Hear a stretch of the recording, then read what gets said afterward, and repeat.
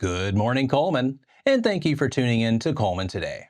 I'm your host, Dustin Isom, and today is Wednesday, September 18th. We have a lot to look at in local news today, including a planned road closure in the city of Cullman, the upcoming Goat-toberfest event, and a heartwarming food drive for Cullman Caring for Kids. All of this, plus sports, weather, and more, but for now, let's dive into the top stories happening in Cullman today. Starting today, the City of Cullman Sewer Department will be upgrading utilities on 3rd Avenue Southwest, right beside Loft 212. This necessary work will lead to the temporary closure of 3rd Avenue Southwest between 4th and 5th Streets Southwest. Emergency vehicles will still have access. The road will be closed from 7 a.m. until 3 p.m. Monday through Friday. The upgrades are set to be finished by Friday, September 27th, so make sure to plan your commutes with this in mind. Next up, get ready for Goat-toberfest at Goat Island Brewery, kicking off a festive 3-day event on September 27th and continuing through the 29th. This celebration promises to be filled with food, fun, and vendors across the entire weekend. So bring your friends, family, and even your dogs to enjoy this free event. Revel in live music, entertainment, games, and of course, some delightful German beer. So mark your calendars. Goat-toberfest begins each evening at 7 p.m. at Goat Island Brewery, located at 1646 John Cooper Drive. Don't miss out on this community celebration. And to finish out our top stories, the Cullman County Band Exhibition is right around the corner, happening next Saturday, September 28th at Cullman High School's Oliver Woodard Stadium. It's an evening dedicated to music where 9 talented local marching bands will showcase their skills and commitment through their exciting halftime performances. The event kicks off at 6 p.m. with the gates opening at 5. Tickets are budget-friendly, priced at $2 for students and $5 for adults. So don't miss out on this fantastic opportunity to support our local bands. Now that we have the top stories out of the way, we're going to take a quick break before returning with sports.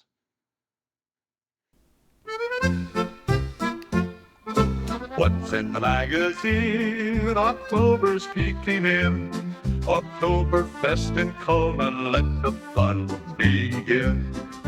Heroes in our town, business all around. Recipes for sharing, joy everywhere found. Colonel Cullman cheers, history in our ears. Community so bright, polka through the night. Sports spotlight today, kids come out to play. Fields and courts are buzzing in the autumn sway. Germans came to stay, crafts and brews on display. Cullman's heart is glowing in the polka way. Colonel Cullman cheers, history in our ears. Community so bright, polka through the night.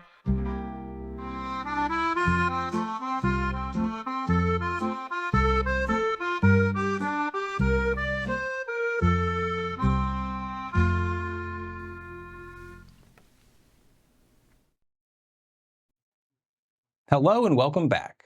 Now it's time to find out what's going on in the world of sports. In our sports segment today, we're spotlighting the impressive recognitions earned by Crimson Tide players following a commanding win over Wisconsin. Quarterback Jalen Milroe was named the Southeastern Conference Offensive Player of the Week. This award marks the first this season for the redshirt junior and the 4th of his career. Last season, Milroe secured the SEC Offensive Player of the Week title 3 times. The league honor is also the 4th for the Crimson Tide this season. Milroe's stellar performance in leading the Tide to a 42-10 victory included accounting for 5 total touchdowns, including 3 passing and 2 rushing. He finished 12 of 17 for 196 yards and 3 scores through the air, and added 75 yards and 2 scores on the ground. Additionally, he earned the prestigious Maxwell Player of the Week by the Maxwell Football Club, the Davey O'Brien National Quarterback of the Week, and the Reese's Senior Bowl Offensive Player of the Week titles. Punter James Burnup stood out as well, being named the Ray Gun Awards Punter of the Week.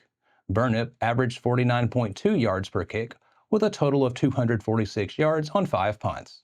His accolades include delivering 3 punts over 50 yards, including a season-long 64-yarder, and placing 4 punts inside the Wisconsin 20-yard line. Further, Alabama's starting offensive line, comprised of Tyler Booker, Parker Brailsford, Elijah Pritchett, Caden Proctor, and Jaden Roberts, earned recognition as the Outland Trophy Players of the Week. They displayed a commanding presence against the Badgers with 34 combined knockdown blocks and allowed only one sack and a single quarterback pressure. Alabama wrapped up the game with 407 yards of total offense, consisting of 181 rushing yards and 226 passing yards. That covers sports for today, but make sure to check with the Cullman Tribune each day for the latest in sports coverage from across the area. We'll be back right after this message.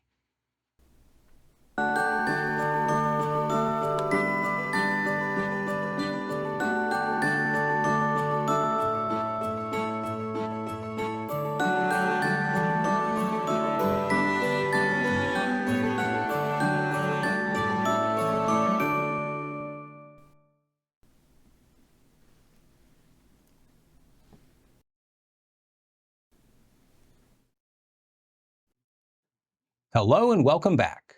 Now it's time to speed things up with a news rundown. 4 stories in under 4 minutes.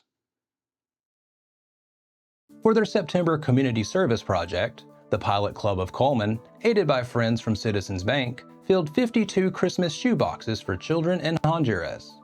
This initiative is part of the Alabama-Honduras Medical Education Network, or AMEN, ministry, which is dedicated to providing medical aid and educational support to communities in need throughout Honduras. At the helm of this heartwarming endeavor is Larry Guthrie, with enthusiastic participation from Pilot Club members and local community members dedicated to making a positive impact.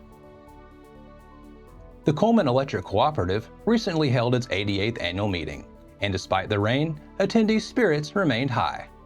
During the event, members were updated on utilities, cost, and future projects. Incumbent board members Philip Garrison, Robert Tidwell, and Dr. Lisa Weeks were re-elected to serve 3-year terms. The meeting featured exciting door prizes including TVs, coolers, and other sought-after electronics and gadgets. Attendees had the chance to win 5 $100 bill credits, 4 $250 bill credits, and the grand prize, a $500 bill credit, won by a lucky participant from Good Hope. To learn more about the 88th annual meeting and its outcomes, you can visit their website at cullmanec.com/annual-meeting. Regions Bank is hosting a food drive this week in support of Cullman Caring for Kids, one of the area's largest food pantry operations. This pantry operates 5 days a week, serving families and individuals dealing with food insecurity in the community.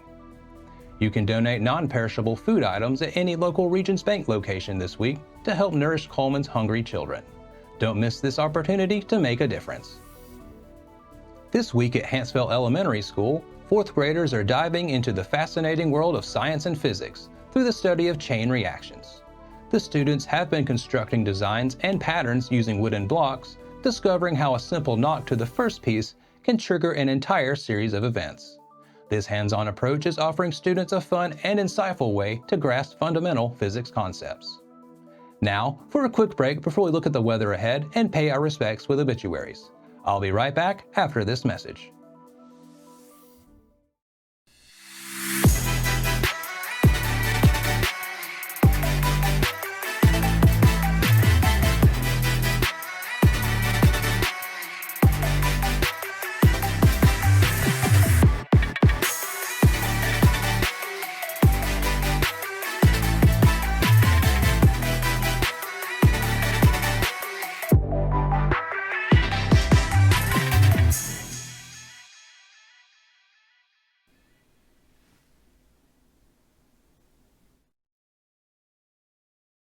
Welcome back. Let's take a moment to pause and remember those who have lost their lives this week as we turn to obituaries. Gerald Lamar Bentley. Gerald Lamar Bentley, 81 of Moulton, passed away Monday, September 16th at his home surrounded by his family.